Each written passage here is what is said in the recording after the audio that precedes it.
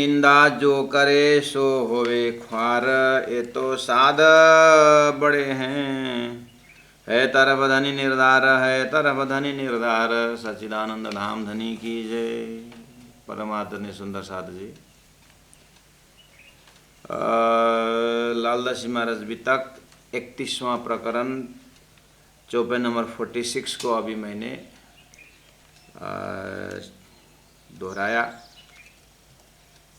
ये तो चौपाई का प्रसंग है। इनकी निंदा जो करे, महामती प्राणनाथ जी को संबोधन करते हुए सूरत के तत्कालीन लोग, जो लोकल जो हैं वहाँ के लोग, भक्तजन बहुत कुछ सुनते हैं अगल बगल, लेकिन अपने कान से और अपने आँख से जब उनका स्वरूप और उनका शब्द सब जब परिचय हो जाता है तो फिर अरे परमात्मा तो कितने दयालु हैं जो हमें अपने घर में ही परब्रह्म प्रकट हो गए, इस भाव से देखते हैं। तो क्या बोलते हैं, इनकी जो निंदा करे, इनकी जो निंदा करेगा ना, उसका क्या होगा, वो एक ख्वार, वो नष्ट होगा।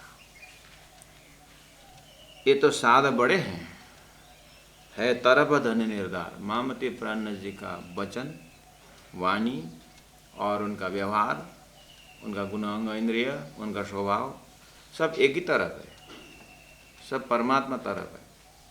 इस तरह से लोगों को भान हो जाता था, और होना भी यही। प्राणनाथ जी स्वयं जो कहते हैं, कहनी कही रात में आई रहनी के दिन बोलने वाले महामती प्राणनाथ जी का डबल पर्सनालिटी जो होगा ही नहीं, इसलिए उनका कहना भी ठीक है। और प्राणनाथ जी के लिए क्या ठीक बैठिक वो तो साक्षात है। फिर भी आखिर लोगों के दिमाग को कौन रोक सकता है। तो इस तरह से महामती प्राणनाथ स्वरूप को हमें परिचय हो रहा है गीता के माध्यम से, तत्कालीन लोगों के शब्दों से। सुंदर साज इस तरह से सूरत में मजल पहुंचा हुआ है। तो 17 महीना रहते हैं सूरत, और भीम भट्ट, श्याम भट्ट जैसे वेदांतियों को तो प्राणनाथ जी ने उन लोगों को नाटकीय ढंग से मजाक में उनका ही प्रश्न सर्वम खलजम ब्रह्म बोलने के बाद फिर माया क्यों बोलते हो, इन्हीं शब्दों से उन लोगों को जगा दिए और वो धन्य हो गए। उसके बाद हम पहुँचे हैं गोविंद व्यास वल्लभ संप्रदाय, और वल्लभाचार्य ने जो 40 प्रश्न दिए हुए हैं उसका भी हमने नाटकीय ढंग से एकदम टेलीपैथी करा के ऐसा माहौल में पहुँचा है कि प्राणनाथ जी को वो 40 प्रश्न दलाल वल्लभ ने लिया के दिए। और प्राणनाथ जी ने जो गोविंद व्यास जैसे आए तो रेगुलर का उनका श्रोता है, लेकिन आज उन्होंने एक स्पेशल अटेंशन दिए और ऊपर बैठाए और बोले कि आप इसको पढ़िए। और वल्लभाचार्य जी ने जो प्रश्न आज इसी में से सत्संग करते हैं करके उन्होंने बात छेड़ी। ये जो गोविंद व्यास ऐसा लगा कि ये तो मेरे अंदर बैठ करके मेरे ही भाव को उन्होंने पकड़ लिया। उतना करने के बाद स्वयं गोविंद व्यास स्वयं उसका अर्थ करने लगे, मतलब उसी को, मतलब उनको आँटी खुलने लगी। तो फिर तब ही कदम हो लगा आया साथ में। उसके बाद तो उनको ऐसा हुआ कि परमधाम की सुरता भी प्रवेश हो गई होगी और उन महामती के चरण में पकड़ लिए। तो प्यारे सुंदर सा जी, कल हमने थोड़ा सा एग्रीमेंट किए थे कि 40 प्रश्न के ऊपर थोड़ा सा 2-4 प्रश्नों को हम यहाँ पर समाधान करें। तो 1 नंबर प्रश्न है, 40 प्रश्न 1 नंबर है, मोह क्या है। 2 नंबर में है मोह किसको हुआ। 3 नंबर में हिरण्यगर्भ क्या है। 4था नंबर हिरण्यगर्भ के अंदर चेतन कहाँ से आया। 5 नंबर है तब जल तत्व तो था नहीं, हिरण्यगर्भ का अंडा किस जल में तैरता रहा। सुंदर शास्त्री भागवत का पंचम स्कंद में जहाँ नारायण की उत्पत्ति की बात आती है, वो सारी प्रश्न इसी के आधार पर है। वह जल कहाँ से प्रकट हुआ, सृष्टि के आदि में इच्छा हुई, वह क्या है। ये जो 7 प्रश्न मैंने पूछा, 7 प्रश्न मैंने पढ़ा सुंदर शास्त्री, इसमें मेन वर्ड याद करना है। आप लिख भी सकते हैं मोह क्या है, तो आप मोह लिख करके कमा लगाना। मोह किसको हुआ उसके लिए लिखने दे तो मोह का चैप्टर है। हिरण्यगर्भ क्या है, अब हिरण्यगर्भ आया था वो मेन वर्ड हुआ।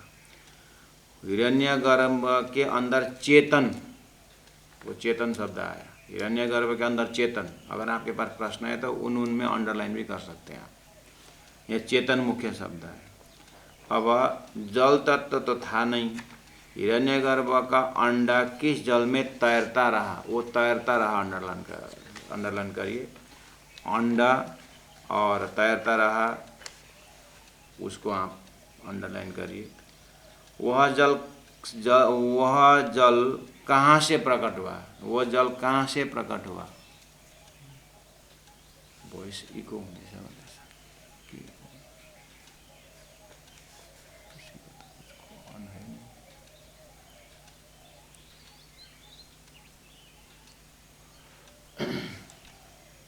और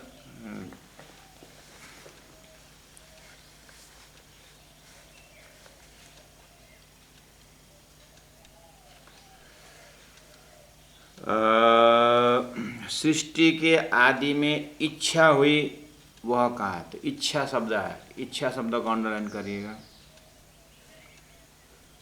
उसके बाद मोह तत्व का स्वरूप क्या है करके आया, मोह तत्व शब्द आया, उसको अंडरलाइन करिएगा।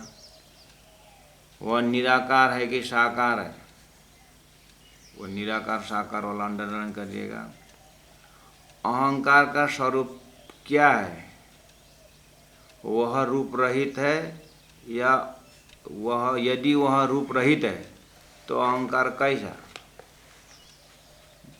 महतत्व आदि तत्वों के स्वरूप क्या है, तत्वों से विराट कैसे बना, यह विराट ऊपर नीचे कहाँ है, इस प्रतिबिंब समान जगत का मूल बिंब कहाँ है, वो वाला प्रतिबिंब और मूल बिंब वाला अंडरलाइन करिए। बस इन्हीं शब्दों से अब आपको आपके पास उत्तर है। और महामती प्राण जी की वाणी के माध्यम से आप धीरे से उसको चिंतन करिए। फॉर एग्जाम्पल, आपको एक प्रमाण किताब, ये विराट सृष्टि विराट विज्ञान दर्पण करके किताब का आपके पास जरूर होगा। गुरुजी दीनदयाल महाराज जी ने लिखा हुआ ये विराट का किताब, या गुरुजी मंगलदास जी का आत्मसोपन, गुरुजी मंगलदास जी का आत्मसोपन किताब जरूर होगा। और ये आत्मसोपन, यह सृष्टि विज्ञान किताब, सृष्टि विज्ञान किताब में बात तो है, लेकिन वो सिस्टमेटिक नहीं भी हो सकता है। तो गुरुजी मंगलदास जी का आत्मसोपन तो जरूर होगा आपके पास। अगर वो आत्मसोपन किताब नहीं है तो आप आधा ही पढ़ना भी है आधा पढ़ना भी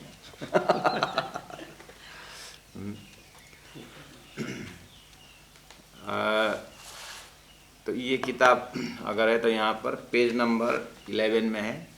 अब आत्मसोपन का पेज आप देखना कितने में है,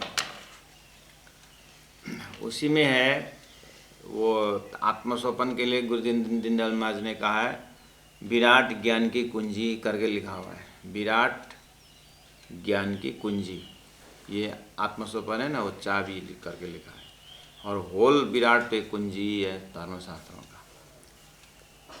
तो यहाँ पर गुरुजी ने पूर्णब्रह्म सच्चिदानंद अक्षरातीत करके सत चिद है, आनंद से सत पूर्ण है, चिद और आनंद से चित पूर्ण है, सत और आनंद से, ऐसे लिख के लिया है।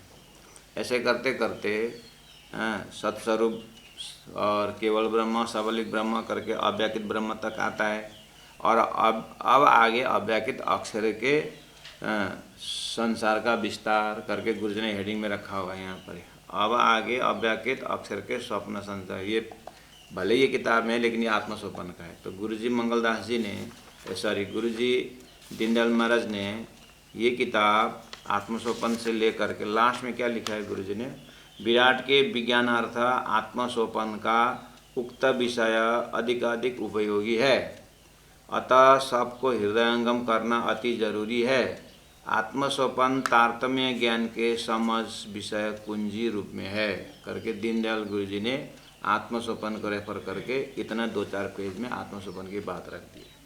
क्योंकि हो सकता है आत्मसोपन एक तरफ, सृष्टि विज्ञान एक तरफ हो सकता है, इसलिए उन्होंने इसी में रख दिया।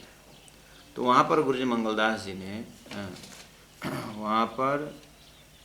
ने अब आगे अव्याकृत अक्षर के स्वप्न संस्कार विस्तार करके लिखे हैं। ठीक है। अच्छा, पहला प्रश्न है यहाँ मोह क्या है करके आया है। अक्षरातीत परब्रह्म परमात्मा ने हृदय में ये ब्रह्मात्माओं के लिए मैं खेल रचूं, अर्थात कोई ऐसा संसार ऐसा जो भी महामते राजी महाराज के हृदय में ब्रह्मात्माओं के लिए मैं एक स्पेशल एक खेल, एक नाटक, एक दुखद जो भी है वो दिखाने की जैसे हृदय में इच्छा ली। तो अब इसके लिए उन्होंने प्रश्न याद है ना, अंडरलाइन किए ना, 1 नंबर मोह क्या है करके लिखा हुआ है। क्योंकि ये शास्त्रों में मोह द्वारा सृष्टि होने सारी बात आती है। अब वल्लभाचार्य जी तो है ही नहीं तो उनसे फिर थोड़ा मिल के मैं पहले बात करता। अब आप ही हो सामने, उन्होंने तो प्रश्न रख दिया। अब इनके मुखारविंद से, वल्लभाचार्य के मुखारविंद से धरती मुने प्रश्न फेंक दिया। अब तत्कालीन जैसे गोविंद व्यास को ये प्रश्न इतना ज्ञानी होते हुए भी क्यों अर्थ नहीं खुला, क्यों टेंशन में आए। तो सृष्टि मोह से उत्पन्न बताया है शास्त्रों में। अब वही बात, एक तरफ बोला है सृष्टि मोह से उत्पन्न, दूसरी तरफ ब्रह्म द्वारा सृष्टि बना बताया है। सृष्टि का मूल ब्रह्म ही बताया और मोह से उत्पन्न बताया। अब ब्रह्म बोलते ही कॉन्सेप्ट क्या है लोगों को, ब्रह्म तो ब्रह्म है। अब सृष्टि उत्पन्न होने के लिए मोह को बताया। अब ब्रह्म को मोह हुआ, वो तो जीव को मोह होता है। ब्रह्म कैसे मोहित होते हैं? हो गया कल्याण। आप तो अभी एकदम ज्ञानी हो गए हैं, अब है करके मुस्कान देते होंगे आप। पूरा धरती में ये सारी छोड़ दीजिए। आप अभी मैंने जस्ट बात निकाल ही दिया कि महाकारण में चला गया, बिना महाकारण चले जाइए एकदम श्रीमद् भागवत लीजिए और वल्लभ टीका लीजिए और साधारण जो विद्वान बनिए। वहाँ पर मैं प्रश्न फेंक रहा हूँ, मोह क्या है इनका, क्यों ये मोह क्या कर इनके दिमाग में आया। वल्लभचारी तो नहीं, ज्ञानी अवतारी, एक वल्लभ संप्रदाय का फाउंडर, परमात्मा ने कोई शक्ति नहीं से उनको काम किए। उन्होंने प्रश्न मोह क्या है करे क्यों करे, क्योंकि वहाँ पर सृष्टि उत्पत्ति के विषय में मोह बताया है। और सृष्टि किससे उत्पन्न हुई बोलेंगे तो ब्रह्म से उत्पन्न हुई। ब्रह्म इसका मूल मेन कारण है। अक्षर पुरुष एक वृक्ष है, निरंजनता की डार है, त्रिगुण स्वरूप शाखा भय पत्र भयो संसार करके कबीर का भी अप्रोच देखो, अक्षर ब्रह्म लिया हुआ है। कहने मतलब ब्रह्म से ही मानते, पर बोलते ना परमात्मा की सृष्टि, बोलते कि नहीं बोलते। अच्छा ठीक है, एक तरफ परमात्मा की सृष्टि, ठीक है, हमें एग्री। लेकिन सृष्टि के लिए दूसरी जगह उस तरह से मोह द्वारा सृष्टि हुई है करेगा। तो ब्रह्म द्वारा सृष्टि की मोह द्वारा सृष्टि, तो ब्रह्म ही द्वारा सृष्टि। तो फिर ब्रह्म द्वारा सृष्टि के ब्रह्म को मोह हुआ, हाँ, ऐसे मानना पड़ेगा, ब्रह्म को मोह हुआ इसलिए। तो फिर मोह क्या है? हाँ, ब्रह्म को भी मोहित करने वाला मोह चीज क्या है? और ब्रह्म को सृष्टि मानेगी, मोह की सृष्टि मानेगा। फिर बोले मोह किसको हुआ? बोलना पड़ता है ब्रह्म को हुआ। अब ब्रह्म को मोह हुआ तो फिर ब्रह्म ही मोहित है, ब्रह्म को ही मोह हुआ तो मुक्ति कौन देगा? मोह रहित ब्रह्म फिर कैसे प्राप्त? जब मोह ब्रह्म ही मोहित हुआ तो फिर मुक्ति कैसे होगी? फिर बोलते हैं वो मोह द्वारा हिरण्यगर्भ पैदा हुआ। तो हिरण्य का अर्थ क्या है? हिरण्यगर्भ पैदा हुआ। तो हिरण्यगर्भ क्या है? फिर हिरण्यगर्भ में चेतन प्रवेश हुआ लिखा हुआ है शास्त्रों में। तो हिरण्यगर्भ में चेतन प्रवेश हुआ तो इसका मतलब कोई बर्तन है उसे चेतन कहाँ से प्रवेश हो? तो ठीक ही बोले, हिरण्यगर्भ के अंदर चेतन कहाँ से आया? अब मोह खाली उन्होंने मोह क्या है करके लिखा है, वास्तव में पूरा नाम है मोहजल। मोहजल लिखा हो, ये संसार का जो हिरण्यगर्भ जो बहता है जहाँ पर उसको मोहजल में लिखा है। इसलिए तब जल तत्व तो था नहीं, और सृष्टि नहीं हुई तो जल कहाँ से आया? तो जल तत्व तो था नहीं। हिरण्यगर्भ का अंडा किस जल में तैरता रहा? अब उस वल्लभाचार्य जी तो है ही नहीं यहाँ पर, लेकिन अब वल्लभाचार्य जी को हम पूछते कि आपने शुरू ही आधा शब्द से किया, मोह क्या है करके आया है, नाम ही मोह जल है इसका, मृगा जल जैसे मोह जल है। तो आपने जल तत्व कहाँ से आया? जल तत्व है, आपको ये 5 तत्वों का जल की बात नहीं कर रहे हैं वल्लभाचार्य जी। शास्त्र में जो जल तत्व जो है ना वो मोह जल का शब्द है, मोह जल है। वो जल तत्व तो था नहीं, आप बोल रहे हैं ना, जल तत्व था नहीं, ठीक है, लेकिन ये 5 तत्व वाला जल नहीं, मोह जल था। जैसे आपके स्वप्न में जाने से पहले, स्वप्न की सृष्टि बनने से पहले आप निंद्रा रूपी जल में आप घूमते रहो, निंद्रा, जिसको उसी को मोह जल बोलते हैं। इसीलिए जल तत्व तो था नहीं, मतलब 5 तत्व वाला जल नहीं, लेकिन मोह जल था। गर्भ, हिरण्यगर्भ अंडा किस जल में? मतलब मोह जल में तैरता रहा। अब वो जल कहाँ से प्रकट हुआ? इसका मतलब मोह जल कहाँ से प्रकट हुआ? अब मोह जल कहाँ से प्रकट हुआ? हो, अब मोह जल कहाँ से प्रकट हुआ? अब इसी में ब्रह्म। तो सुंदर साथ जी इस तरह से प्रश्न को खिलाना पड़ेगा। फिर बोले सृष्टि के आदि में इच्छा हुई कहाँ है? ठीक ही है, सृष्टि के आदि में इच्छा, ईश्वर ने इच्छा किया, एक ओम बहुश्याम करके इच्छा की और सृष्टि भी करके लिखा हुआ है। इसलिए बोले कि सृष्टि के आदि में इच्छा हुई कहाँ है? इच्छा हुई क्या है? सृष्टि के आदि में इच्छा हुई वह क्या लिखा है शास्त्रों में कि आदि नारायण ने अपने आप को जानने चाहा, न जानने पर असत माना, आप जानते हैं। तो वहाँ पर इच्छा शक्ति पैदा हुई ऐसा लिखा हुआ है। तो वो उसके लिए बोल रहे हैं सृष्टि के आदि में इच्छा हुई कहा। तो बोलते हैं अब इच्छा किसको हुई? शायद आगे आ सकता है प्रश्न अभी। इच्छा उत्पन्न हुई और इच्छा के कारण मोह पैदा हुआ। तो मोह तत्व का स्वरूप क्या है करके 8 नंबर में सीधा मोह तत्व में चले गए। अब वो मोह तत्व निराकार है कि साकार है? मोह तत्व साकार है, उनको उतना ही बोले। मोह तत्व न साकार है न निराकार है। आपका निंद्रा साकार है कि निराकार है? निराकार बोलोगे तो फिर स्वप्न साकार क्यों कैसे पैदा हुआ? अगर साकार बोलोगे तो फिर जागने के बाद वो निंद्रा कहाँ गई? कोई दिखा सकता है? जब कुछ शुरुआती मोह से पैदा हुआ है। मृगा जल साकार है कि निराकार है? बताइए। साकार बोलोगे तो ज़्यादा पानी होता नहीं, निराकार बोलो तो दिखता है। तो फिर अहंकार का स्वरूप क्या है? यदि वह रूप रहित है, अहंकार का स्वरूप क्या है? अहंकार यदि वह रूप रहित है तो अहंकार कैसा हो? वह मतलब वो जहाँ से उत्पन्न हो रहा है वो अगर वह रूप रहित है, जैसे निंद्रा रूप रहित है, तो फिर सृष्टि कैसे बनी? रूप रहित है, निद्रा का रूप रहित है ना, निद्रा का रूप नहीं ना। तो बोल रहे हैं तो अहंकार कैसा हुआ फिर, निराकार को कैसे अहंकार आता है, क्योंकि अहंकार की सृष्टि बताई हुई है। इस तरह से जो भी आप जा रहे हैं ना, अब मैं उसका आंसर गुरु जी के उसमें से देता हूँ, आपका आंसर मिल जाएगा। देखिए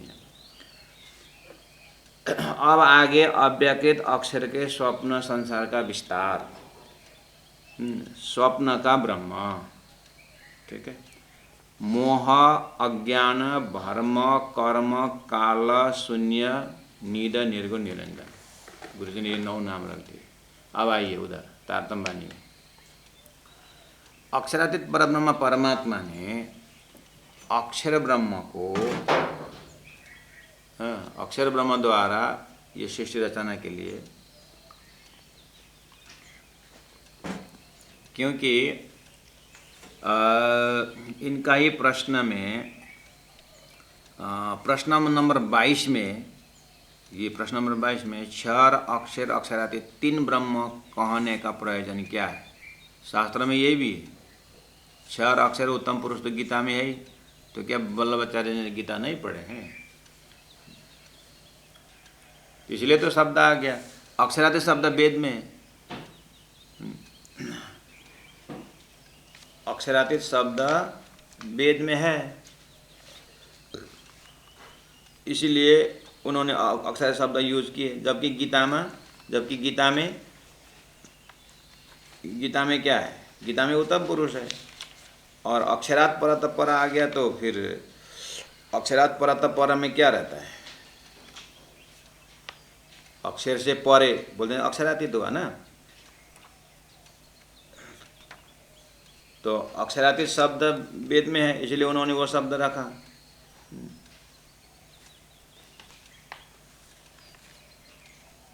हाँ, ये पुराण संहिता में कृष्ण अक्षरातीत लिखा हुआ है, अक्षरातीत आया ना पुराण संहिता का 23 का 21 में। तो श्री कृष्ण अक्षरातीत लिखा हुआ है, ऐसा अक्षरातीत शब्द तो कितने आता है। हाँ, तो अक्षरातीत शब्द वेदों में, इसलिए उन्होंने यहाँ पर क्षर अक्षर अक्षरातीत 3 ब्रह्म कहने का प्रयोजन क्या है करके 22 में लिखा हुआ है। हो तब इधर यहाँ जो तारतम्य में अक्षर शब्द एकदम फैमिलियर है, तो आपको जब सृष्टि क्रम की बात आती है तारतम्य में, तो जैसे सृष्टि क्रम की बात आती है तो क्या बोलते हैं, पहला राजी महाराज ने इच्छा की, यही आता है ना। और राजी ने जैसे इच्छा की तो अक्षर के ऊपर क्या डाला, आपको पता है ना, अक्षर के ऊपर क्या डाला, फरामोशी। फरामोशी का अर्थ क्या है, वहीं पर एक चौपाई आती है, मोह अज्ञान भर्मण कर्म काल और शून्य, ये नाम सारे निध के निराकार निरंजन। ये 9 गुण एक ही का है। बस अक्षरातीत ने अक्षर के ऊपर फरामोशी डाला, वो फरामोशी 9 गुण का है। तो मोह क्या है, मोह क्या है, आया ना उसका प्रश्न। अक्षरातीत परब्रह्म परमात्मा ने अक्षर के ऊपर जो आवरण डाला, जो निंद्रा का आवरण डाले, वो है मोह। और मोह किसको हुआ बोल रहे, मोह अक्षर ब्रह्म के ऊपर। लेकिन अक्षर ब्रह्म जैसे यहाँ पर जो फोड़ा है, तो मुझे इसको सेंसलेस बनाना हो इतना एरिया को, तो यहाँ पर इंजेक्शन लगाया जाता है, वो उतना सेंसलेस हो जाता है। ऐसे अक्षर के ऊपर फरामोशी तो है, लेकिन अक्षर के सारा पर्सनालिटी में कहाँ पर, सारा व्यक्तित्व में कहाँ पर मोह का असर हुआ, उसका अव्यक्त एस्पेक्ट है, अक्षर ब्रह्म के अव्यक्त एस्पेक्ट में। तो मोह किसको हुआ, अक्षर को। लेकिन अक्षर के अंदर भी अव्यक्त एस्पेक्ट के अपर प्रणव पर प्रणव, शुद्ध मन अशुद्ध मन, वहाँ पर मन का भी मन जो होता है वहाँ पर मोह किसको हुआ, अक्षर को। लेकिन अक्षर के भी जो सृष्टि क्रम, उनका जो कल्पना करने का, उनको जो अक्षर ब्रह्म को जो खेल की जो वृत्ति है उसके ऊपर उसको मोह होगा।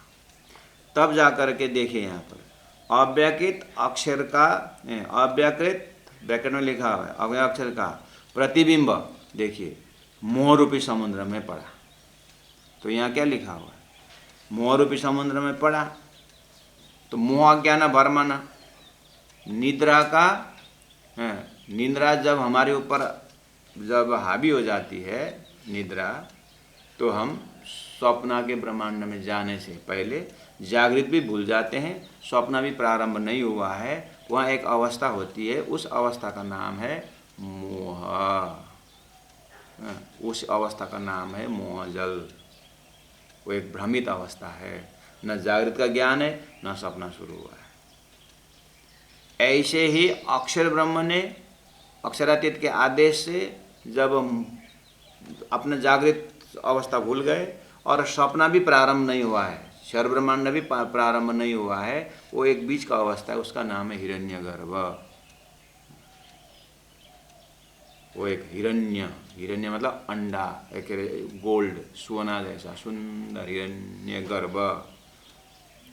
उस गर्भ तो यहाँ पर वही है मोहजल भी समुद्र में पड़ा। वह प्रतिबिंब निर्जीव अंडा आकर होकर 1000 वर्ष तक मोहरूपी जल में तैरता रहा। यहाँ क्या था मोह किसको हुआ। अब हिरण्यगर्भ क्या है, हिरण्यगर्भ के अंदर चेतन कहाँ से आया लिखा हुआ है प्रश्न। गुरुजी ने क्या लिखा, वह अव्याकृत अक्षर का प्रतिबिंब मोहरूपी समुद्र में पड़ा। वह प्रतिबिंब निर्जीव अंडाकार होकर मोह होकर 1000 वर्ष तक मोहरूपी जल में तैरता रहा। तो जल कौन सा था, मोहजल मैंने बोला ना पहले, वो तब जल तत्व तो था नहीं। हिरण्यगर्भ का अंडा किस जल में तैरता रहा, तो मोह जल में तैरता रहा। गुरुजी लिखा है यहाँ पर मोहजल में तैरता रहा। हम सपना में गए नहीं है और जागृत भी भूले तो कहाँ है, सपना में भी गए नहीं है और जागृत भी भूले तो कहाँ है हम। और निद्रा का जो है वो कहाँ पर असर किया, हमारे मन में असर किया। वो मन जो है वो चेतन क्या है, सपना में जो गया चेतन क्या है, जो यहाँ शरीर है, शरीर के अंदर जो अभी जो चेतन है आत्मा जो हम कहते हैं वो थोड़ी ना जाता है। इसलिए यहाँ क्या लिखा गुरुजी ने, प्रतिबिंब निर्जीव अंडाकार होकर 1000 वर्ष तैरता, मोहरूपी जल में तैरता रहा। काल कर्म स्वभाव से उस निर्जीव अंडे में अव्यकृत का मन प्रवेश हुआ। हमारा स्वप्ना के शरीर में हमारा मन प्रवेश होता है। मन प्रवेश होकर सजीव हुआ, मन प्रवेश होकर सजीव हुआ, वही चेतन है। यहाँ क्या लिखा है, हिरण्यगर्भ का अंडा किस जल में तैरता रहा, मोहजल में तैरता रहा। वह जल कहाँ से प्रकट हुआ, वह जल कहाँ से पूरा मोह जो फरामोशी है वो मोह वहाँ से प्रकट हुआ। निद्रा कहाँ से उत्पन्न हुआ, वही मोहजल कहाँ से उत्पन्न हुआ। अक्षरातीत परब्रह्म परमात्मा ने उसके ऊपर फरामोशी डाली, वो वही मोहजल हुआ। सृष्टि के आदि में इच्छा हुई, वह क्या है, इच्छा के आदि, सृष्टि के आदि में इच्छा उत्पन्न हुई करके लिखा, वो इच्छा क्या है इसी में पीछे आएगा। बस इतना ही है कि यहाँ पर चेतन शब्द आया ना, उसके मैं बोल रहा हूँ। हिरण्यगर्भ का अंडा किस जल में तैरता रहा, और यहाँ हिरण्यगर्भ के अंदर चेतन कहाँ से आया लिखा हुआ है। हिरण्यगर्भ के अंदर चेतन आया लिखा हुआ है। वो चेतन क्या है, अव्यकृत एस्पेक्ट जो है, अव्यकृत का मन प्रवेश हुआ ना।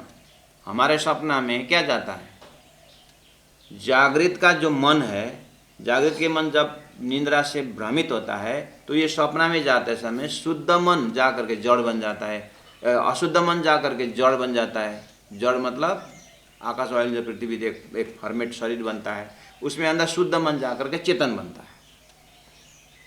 तो सपना के भाषा में जड़ चेतन हुआ, लेकिन जागृत के भाषा से मन ही है। सोया हुआ शरीर में जो चेतन है उससे कोई लेन देन नहीं, लेकिन जागृत का जो मन है निद्रा के असर से वो जब स्वप्न में चला जाता है तो अशुद्ध मन जड़ बन जाता है, शुद्ध मन चेतन बन जाता है। उसको बोलते हैं यहाँ पर हिरण्यगर्भ के अंदर चेतन कहाँ से आया, अव्यकृत ब्रह्म का अपर प्रणव पर प्रणव जो मन है, जो दो एस्पेक्ट है, उसमें एक शुद्ध मन है, एक अशुद्ध मन है, वो प्रणव यहाँ प्रवेश होता है। इसलिए प्रणव धनु सरो या आत्मा ब्रह्म तत्लक्ष, इस तरह से पुराणों में आता है, वेदों में आता है, उपनिषदों में आता है। तो हिरण्यगर्भ के अंदर चेतन कहाँ से आया, प्रश्न ये है उनका। तो अव्यकृत का मन, प्रणव, पर प्रणव, अपर प्रणव, बस ये शुद्ध अशुद्ध मन है, यहीं से चेतन प्रवेश होता है। यह है विराट के सृष्टि की भाषा में। अपने पिंड की भाषा में हमारा मन सपना के शरीर में शुद्ध अशुद्ध होकर के जड़ चेतन बन के जाता है। ठीक है, यहाँ गुरु जी ने लिखा हुआ है, अंडाकार होकर 1000 वर्ष तक मोहरूपी जल में तैरता रहा। अब वो निर्जीव तैरता रहा है, और काल कर्म स्वभाव से, मतलब कह रहे अब काल कर्म स्वभाव से, इसमें अब बहुत सारा अर्थ है। उस निर्जीव अंडे में अव्यक्त का मन प्रवेश होकर सजीव हुआ, मतलब चेतन हुआ। उसके बाद और अंडे को फोड़कर बाहर आया, अंडे को फोड़कर बाहर आया, और तब अपने स्थान और अपने आप को जानना चाहा। न जानने पर अपने आप को असत्य माना। तब नर अव्यकृत से पैदा नार मोरूपी जल में अयन घर बनाया, तब नारायण नाम हुआ। आपो नरा इति प्रोक्ता आपो वे नरसु नवः ता यदशयनम पूर्वम तेन नारायण स्मृतः करके मनुस्मृति का मनुस्मृति में बना है, मनुस्मृति में मिलता है। आपो नरा इति प्रोक्ता, आपो मतलब पानी, आपो नारा इति प्रोक्ता आपो वै नरसु नवः ता यदशयनम पूर्वम तेन नारायण स्मृतः, वो नारायण उसको कहा जाता है। तो धनी ने क्या, सदगुरु ने क्या क्या कहा यहाँ पर, तब नर अव्यक्त से पैदा नार मोहरूपी जल में अयन घर बनाया, तब नारायण नाम हुआ। अब नारायण ने अपने को अकेला मानकर, देखिए यहाँ पर कहानी आ रहा है कि सृष्टि के आदि में इच्छा हुई, वह क्या है करके लिखा है। सृष्टि के आदि में इच्छा है, तो यहाँ पर आया, नारायण ने अपने आप को अकेला देखकर एकोहम बहुश्याम, मैं एक हूँ अनेक हो जाऊं, इच्छा की, तो इच्छा शक्ति पैदा हुई। सृष्टि के आदि में इच्छा हुई, वह क्या है, नारायण ने अपने आप को जानने चाहा और उन्होंने सृष्टि आगे बढ़ाने की सृष्टि इच्छा की, वही इच्छा शक्ति हुई। अब इच्छा शक्ति पैदा होने के बाद क्या हुआ, अरे माता पिता ने इच्छा की, दोनों ने इच्छा करके बच्चा पैदा किया, मोह तत्व पैदा, उसी में मोहित हो गए, वही मोह तत्व है। क्या बड़ी बात है सृष्टि समझना, कोई बड़ी बात नहीं, स्वयं करते हैं और पूछते हैं चारों। सृष्टि के आदि में इच्छा हुई, वो इच्छा क्या है, वही नारायण से नर बना हुआ है, तो नर में ढूंढिए ना। वही आदम से आदमी बना है, तो आदमी में ढूंढिए ना। इतना दूर दूर क्यों जाने का विराट में। मैं देखो ये फक्कड़ से ऐसा ज्ञान मिलता है जो मर्यादा में रख करके, तो विराट नहीं सीखता है। हाँ, डॉक्टर इंजीनियर डॉक्टर पढ़ते समय वहाँ पर सारा मर्यादा बंग बुंग करके जाना पड़ता है, और विराट में मर्यादा बचा करके विराट सीखते हैं।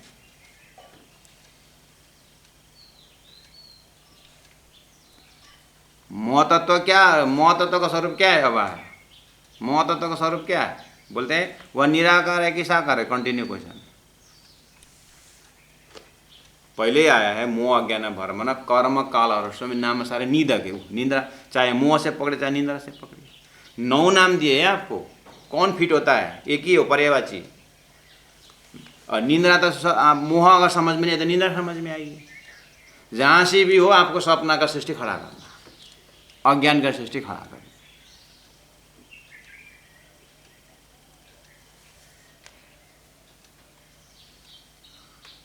कभी कभी धुंधुकारी जैसा लड़का हुआ, इधर भी परेशान उधर भी परेशान, तो बगल वाले पूछते हैं ये क्या बच्चा पैदा किया यार तूने ऐसा, ये धुंधुकारी है, खाली झगड़ा करता है, क्या करे पता नहीं कैसे पैदा हुआ। बोलते नहीं बोलते तो मोह को कैसे पैदा हुआ बताओ। मोह तत्व का स्वरूप क्या है, प्रश्न कहाँ से हो रहा है। स्वप्न के ब्रह्मांड से हो रहा है। और सोया हुआ शरीर से देखो तो प्रश्न स्वप्न के शरीर से हो रहा है और उत्तर है वो जागृत के शरीर में। जागृत शरीर में प्रश्न है, निंद्रा कहाँ से आता है, कोई बता सकते हैं? फिर भी तारतम कह रहा है, धनी ने अक्षर के ऊपर फरामोशी डाली, मोह तत्व पैदा। वह निराकार है कि साकार है? निराकार बोलूं तो फिर स्वप्न का शरीर पैदा हुआ है, साकार बोलूं तो दिखाने में दिखता नहीं। आपका निंद्रा साकार है कि निराकार? निराकार मत बोलना, निराकार से कैसे साकार सृष्टि पैदा होती है? और साकार बोलोगे तो भी दिखाओ। इसलिए तो मोह बोला, इसलिए तो भ्रम, इसलिए तो मोहजाल बोला, इसलिए तो ये माया बोले। ये परमात्मा के शक्ति से, अहंकार का स्वरूप, क्योंकि अहंकार की सृष्टि बोले। अहंकार मतलब क्या है? अहंकार, यहाँ अहंकार का स्वरूप क्या है करके लिखा हुआ, कंटिन्यू है। यदि वह रूप रहित है तो अहंकार कैसा? क्योंकि वेदांती लोग ब्रह्म निराकार बोलते हैं, ठीक है। अब ये जो बल्लभाचार्य जी भक्ति वेदांताचार्य, ये मतलब भक्ति का है। भक्ति वाले ब्रह्म को निराकार मानते नहीं, लेकिन बेचारे कहाँ अटक गए? वेदांत मानता नहीं हूँ और साकार ब्रह्म लेना पड़ता है, और साकार ब्रह्म लेते समय सृष्टि में ब्रह्म को माना, ब्रह्म को मोह हुआ लिखा हुआ है। अब ये साकार है कि निराकार है? अब अहंकार का स्वरूप क्या है? यदि उस रूप रहित है, निराकार बोलूं तो निराकार में क्या अहंकार आना? खाली में क्या, ये खाली में निराकार में क्या होगा? अगर साकार मानूं तो फिर साकार ब्रह्म में फिर अहंकार पैदा हो, तो अहंकार तो ब्रह्म में होना नहीं चाहिए। कैसे सृष्टि हुई? देखो, एक ओम बहुश्याम, मैं एक हूँ अनेक हो जाऊँ इच्छा है। एक ओम बहुश्याम हुआ है और इच्छा शक्ति पैदा। इच्छा शक्ति पैदा हुई तो कुछ करने की इच्छा हुई तो मोह तत्व पैदा हुआ। और विराट के, आप विराट में जाइए, 14 लोक, अष्टावरण, ज्योतिषरूप, गायत्री और तो मोह तत्व आता है। 14 लोक, अष्टावरण, ज्योतिषरूप, गायत्री के ऊपर मोह तत्व आता है। 14 लोक, अष्टावरण, ज्योतिष, गायत्री मन एरिया है, और वो मन भी शुद्ध अशुद्ध होता है। 14 लोक अष्टावरण, ये 2 एस्पेक्ट जो है ये अशुद्ध मन वाला है, और ज्योतिष स्वरूप गायत्री ये शुद्ध मन है। यहीं पर भी शुद्ध अशुद्ध है, हमारे अंदर भी शुद्ध अशुद्ध है। अशुद्ध डिपार्ट संसार फैलाना चाहता है, शुद्ध डिपार्ट परमात्मा ध्यान करना चाहता है। मन में हमारे अंदर 2 है।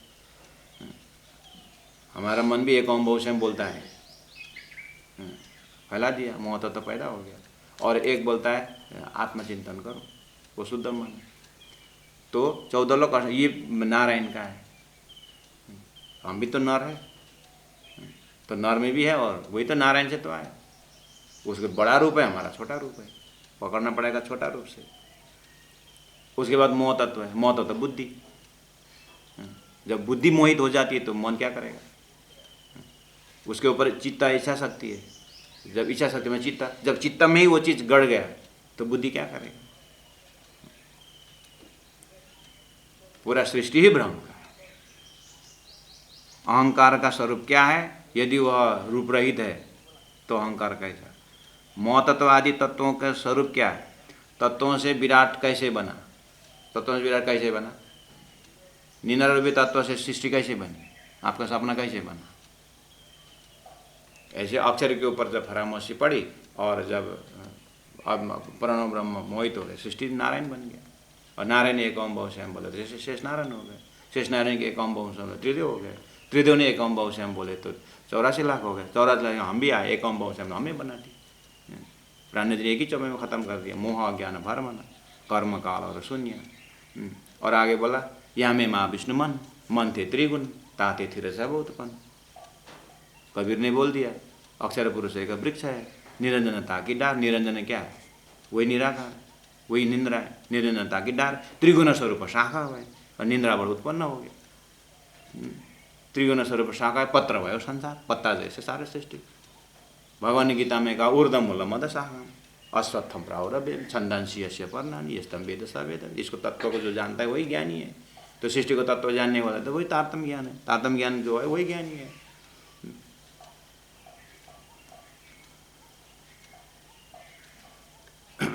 सुंदर साथ जी, इस तरह से अब ये 40 प्रश्न को आज हमने 12-13 जो प्रश्न का हमने लिखा दिया और आपको सूत्र बता दिया। ये गुरु जी का ये कंठस्थ करना। जो सुंदर साथ ये आत्मसोपन का ये जो है ना, इतना याद नहीं करेंगे। ये तो ऐसा ललाट में होना चाहिए। ये और ये आदिनारायण के 4 शरीर का विस्तार करके लिखा है ना यहाँ पर, ये तो यहाँ फोरहेड में होना चाहिए। यहाँ पर शरीर में क्या क्या, माँ कारण कारण सूक्ष्म स्थूल, मूल नाम में नारायण शक्ति महत्व अहंकार। इसको top to bottom, bottom to top, left to right, right to left, ये कंठस्थ होना चाहिए। 16 शब्द, ज़्यादा नहीं है, बस इसी के अंदर विराट है। जब ये कॉन्सेप्ट क्लियर हो जाता है, ये प्रश्न कुछ भी नहीं है। प्राणनाथ जी महाप्रभु ने इस तरह से गोविंद व्यास जी बढ़िया से पढ़ने लगे और प्राणनाथ जी ने अर्थ करने लगे। और वल्लभाचार्य को और याद आता कि अरे वल्लभाचार्य इतनी बड़ी कड़ी रख दी यहाँ पर, अब उनको खोलने के लिए स्वयं आए। जैसे मोहम्मद साहब ने बोला था, मेरे जाने का 1000 साल खुदा आएगा, मैं भी रहूँगा। ऐसे ही गोविंद व्यास को हुआ कि उन्होंने प्रश्न रख करके गए और स्वयं आकर के अर्थ खोले। महामति प्राणनाथ जी के अंदर उन्होंने वल्लभाचार्य की शक्ति देखी और झुक गए और उनके शिष्य बन गए, हो गया कल्याण। पायो नहीं जन्म बास न जाए। अब गोविंद व्यास जी महामति प्राणनाथ जी को वो अन्नकूट के मेला में ले जाते हैं। बोलते हैं कि गुरुजी महाराज, हमारे यहाँ अन्नकूट के मेला लगता है, तो चले। कहाँ लगता है? यहीं, यहाँ से कुछ दूर है। अच्छा, कौन करता है? हमारे लोग वहाँ पर करते हैं। तो मेला किसका है? हमारा ही है। वो किसका बोले? प्राणनाथ जी गोविंद व्यास को बोल रहे हैं। वो कौन करता है मेला? नहीं, हमारे ही लोग करते हैं। अच्छा, वो आए जो कौन है? हमारा ही लोग है। 3-4 बार घुमा के तो गोविंद व्यास को शंका हुआ, ये क्यों ये बार बार पूछ रहे हैं कि? तो प्राणनाथ जी ने बोला, फिर पूछे कौन आयोजन करता है वो?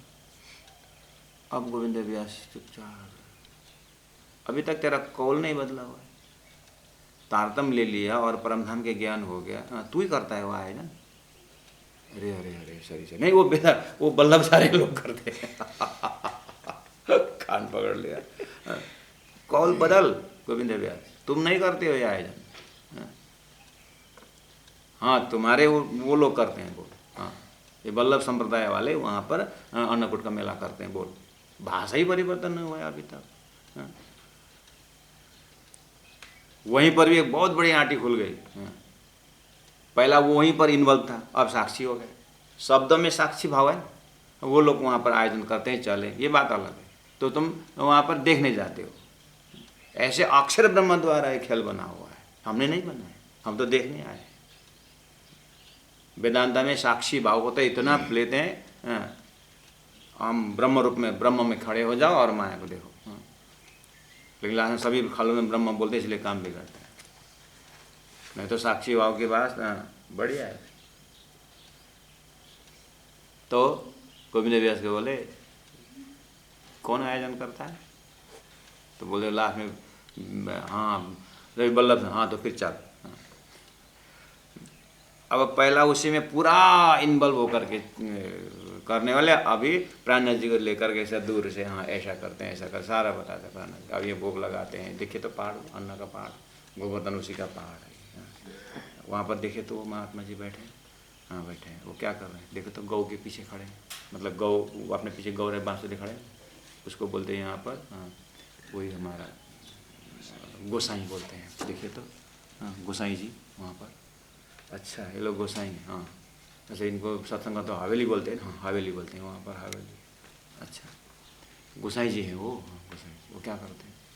बस वो बंच ले खड़े कृष्ण होके रहते हैं। अच्छा, उसके बाद अब ये बोलते हैं इस बार का इतना हुआ और अगले साल के लिए कौन तैयार है ऐसे ही भंडारा लगाने में? हाँ, अच्छा, बोलते हैं, हाँ कितना कितना बोलते हैं? 1,00,000 1,50,000 अब। अच्छा, और वो इसको ये ढेर को क्या बोलते हैं? प्रसाद। अब प्रसाद बांट रहे हैं, ये प्रसाद है। अच्छा, तो वो तो पैर लग रहा है, तो उसी के प्रसाद के ऊपर वो बैठ करके प्रसाद बांट रहे हैं। पूरा बेलचा लगा कर बांट रहे हैं, नहीं उनको भोग लगाया वो प्रसाद हो गया। अच्छा, ये हालत प्रसाद का। प्राणनाथ जी महाप्रभु को तो कहाँ वल्लभाचार्य और परमात्मा श्री कृष्ण को भोग लगा, ब्रह्मा जी जैसे उस प्रसाद को पा नहीं सके। मछली होके आए, काग होके आए, फिर भी नहीं मिला। इन्होंने प्रसाद कितना सस्ता कर दिया, वाह। और गोसाई होके भाई, और जो भी चीज़ ले आए उनके टच कराए, वो जो भी ले आए उनके टच कराए। और करते करते प्राणनाथ जी के ज़माने में तो वहाँ तक आते आते पता नहीं वल्लभाचार्य का समय तक कहाँ जाकर, अगर आगे तो क्या क्या हुआ ये यहाँ गूगल मीट में बताना नहीं बनता है। तो इसीलिए प्राणनाथ जी महाप्रभु को इतना गुस्सा आया, सब देखा। अब जा कर के चिंतन जब करते हैं तो 8 प्रकरण उतरता है। मैंने किरंदन ग्रंथ में आप लोगों को कवर कर चुका हूँ। और वहाँ प्राणनाथ जी ने लास्ट में जा कर के, हे वल्लभाचार्यों, ऐसे ऐसे दूत लोगों ने जो गुरु को बदनाम कर रखे हैं, तो ये गर्भ में क्यों न गलिया? तुम लोग तो गर्भ में ही नाश होना चाहिए, कैसे जन्म लिया तुमने? यहाँ तक प्राणनाथ जी को फटकारना पड़ा। हाँ, ऐसा महाकारण प्राणनाथ जी क्या दिखाई दिया होगा? ये सब व्यास, गोविंद व्यास को प्राणनाथ जी ने वल्लभ संप्रदाय का शुरुआत कहाँ से हुई, कैसे सारा गोविंद व्यास को बता दिया। गोविंद व्यास तो इतना मतलब खुलस्त हृदय हुआ, अब ये पूरी तरह प्राणनाथ जी के शिष्य बनते हैं। प्यारे सुंदर साथ जी, इस तरह से ये प्रश्नों का आप चिंतन करते रहना। अब बीच बीच का कोई प्रश्न नहीं आया तो 1-2 नंबर, इतना नंबर करके आप मुझे फेसबुक में डालते रहना। इंडिविजुअल कोई प्रश्न है चिंतन करने वालों के लिए, उनके लिए बता देता हूँ, क्योंकि सबका खुराक नहीं है। अभी भी बैठे रहे, क्या हमारा 40वां शुरू किया, हमारा परम धाम का पूछो ना, 25 पक्ष परम धाम वर्णन करो, क्या ये करके कितने को ऐसा होता है। सभी के इंटरेस्ट को बस की बात भी नहीं है। जो इंटरेस्ट है आगे क्वेश्चन पढ़ लेना, समझ में नहीं आए तो करना। आज एक चौपाई तो आगे पढ़ना ही पड़ेगा। मानिका आवेदीदार को सोहबत संग भगवाना, इनको चर्चा सुनते होए गई पहचाना।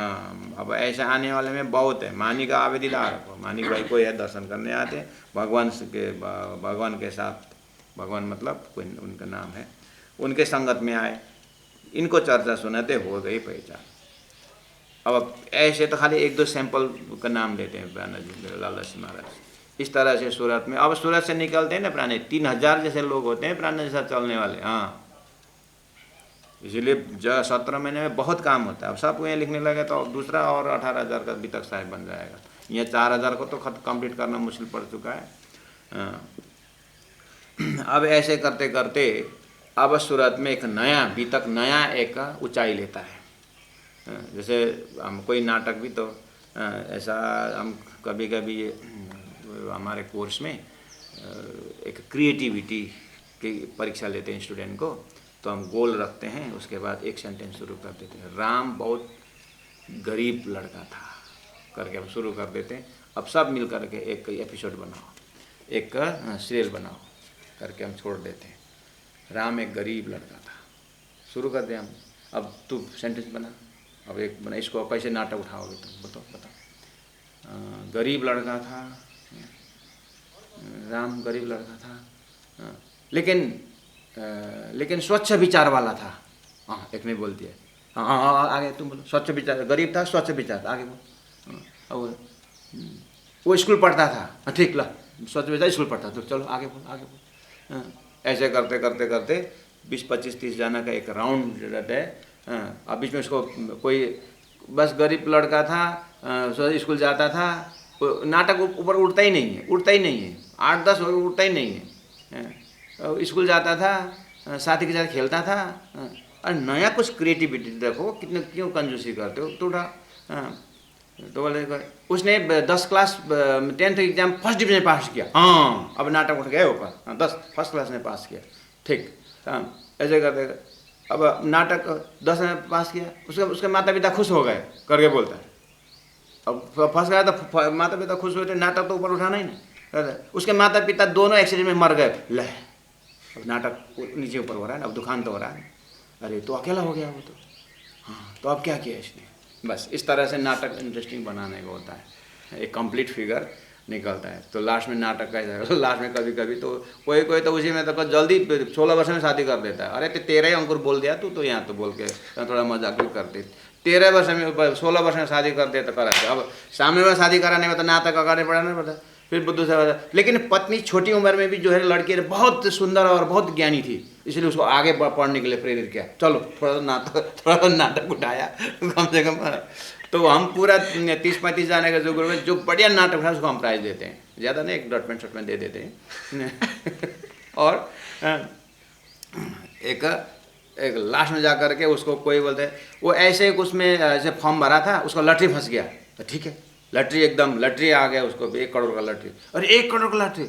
उसके बाद उसने फैक्ट्री खोल दिया, हाँ अरे इतना ऊंचा हो गया, हाँ उसको विदेश में नौकरी, विदेश में उसको पूरा माल जाने लगा। तो क्या हुआ, राम गरीब था, इतना रिच पर्सन बना के छोड़ देते, चलो एक नाटक एक सीरियल बना। इसको बोलते हैं माइंड क्रिएटिविटी। हम विद्यार्थी को देखते हैं कितना क्रिएट कर सकता है, आखिरी कल्पना ही करना ही था, लेकिन कोई तो इतना होता है कि क्रिएट होता ही नहीं, गरीब को गरीब ही खत्म कर देते हैं। हाँ उसको उठा ले जाओ, फॉरेन ले जाओ, कहीं के स्कूल पढ़ते समय एनसीसी में था, और वो मार्च पास बढ़िया कर रहा था, उसको स्काउट्स एंड गाइड्स में मिल गया, उसको राष्ट्रपति पदक मिल गया, करके उठाओ ना, किसी को बोलना पड़ता है, उठता ही नहीं है दिमाग से। तो इसीलिए हम कभी कभी एक शहर वाले विद्यार्थियों को, बच्चों को हम शहर वाले रखते हैं और गांव वाले को रखते हैं, और दोनों का मेंटेलिटी जब करते हैं। तो बेचारा शहर वाले जो है थोड़ा टीवी देखता है, क्या कहता है, थोड़ा क्रिएटिव होता है, हाँ, और बेचारा शहर को सुबह उठे और वही उसको तो कोई क्रिएटिव होता है। इसलिए हमारा माइंड का बहुत फर्क पड़ता है। कोई टूर में निकला हुआ को अलग दिमाग लगाता है, ऐसे ही बीतक में भी एक ही समतल नहीं था। अब यहाँ पर सूरत में एक नया एपिसोड आगे बढ़ता है, और महामती प्राण और नया जोश और नया जागर लेकर के महामती प्राण जी प्रस्तुत होते हैं। क्यों, बिहारी जी न समय पाती लिखे भेजे कलाम। अब बिहारी जी की चिट्ठी आती है, 3 बात का बंदेज हम किया है इसे ठामा। मैंने 3 प्रकार का नियम लागू किया हूँ नौतनपुरी में, अब तुम भी वहाँ पर लागू करो करके एक बढ़िया चिट्ठी आती है।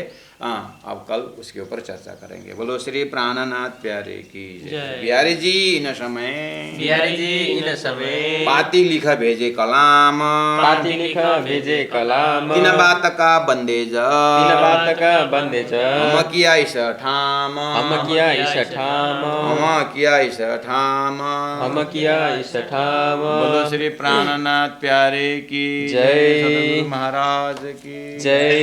सुंदर साथ की जय। गुरु जी 108 मंगलदास जी महाराज जय। प्रणाम। प्रणाम।